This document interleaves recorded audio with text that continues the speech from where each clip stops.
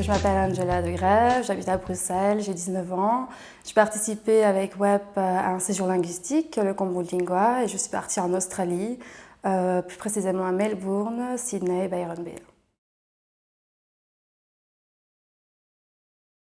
J'ai été accueillie chez l'habitant, donc là ça a été un peu difficile parce que je parlais pas un mot d'anglais, donc l'habitant a essayé de m'aider, on venait de faire un mélange entre le français et l'anglais, elle essayait de me donner les mots que je trouvais pas en anglais. Je me suis dit allez on se laisse vivre, on verra bien ce qui arrivera, et comme je me suis fortement améliorée en anglais, c'était beaucoup plus facile. J'ai commencé par Melbourne, à l'école Ability. Là, on avait cours le matin essentiellement et en option, en fait, si on avait beaucoup d'heures, on avait cours l'après-midi.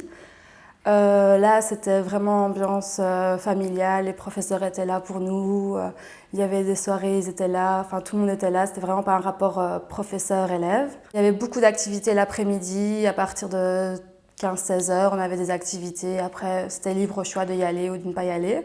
Sydney, j'ai fait l'école Embassy. Là, c'était un peu plus scolaire, donc on avait plus de matériel technologique. Donc on avait beaucoup plus un rapport avec des tablettes, des ordinateurs, etc. Donc c'était un cadre complètement différent, mais tout aussi bien parce que c'était un peu plus rapport, on était plus penché sur les cours, donc c'était plus de concentration.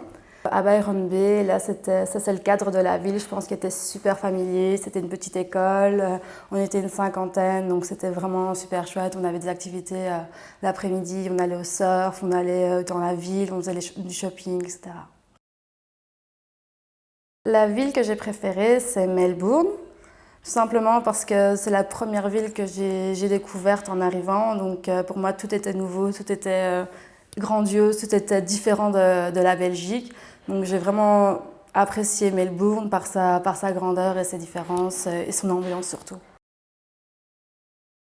On arrivait à Byron Bay car on résidait dans une résidence étudiante où seuls les étudiants de l'école pouvaient aller.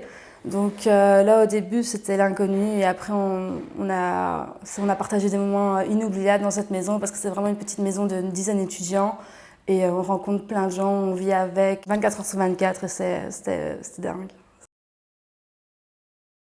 Donc quand je suis arrivée en Australie, en secondaire ici, j'ai eu 2 heures d'anglais par semaine, donc c'était rien du tout. Je savais juste dire bonjour, comment ça va. Donc pour ça, c'était très difficile la première semaine. Mais ils arrivent à nous mettre dans une classe où c'est vraiment adapté à notre niveau. Après, je pense, un mois, je pouvais facilement converser avec d'autres personnes, etc. Parce qu'il fallait aussi avoir la confiance en soi, puisqu'au début, on a un peu peur, c'est pas notre langue maternelle, on a peur de ce qu'on dit, de faire des fautes, etc. Donc voilà. Au début, j'étais vraiment perplexe à l'idée de partir, parce que on est quand même à 16 000 km de sa famille, on a peur. Et je me suis rendu compte que toutes les peurs que j'avais eues, c'était vraiment pas utile, parce que là-bas, on rencontre tellement de gens qui vivent la même expérience qu'il faut s'ouvrir au monde tout simplement, et voilà.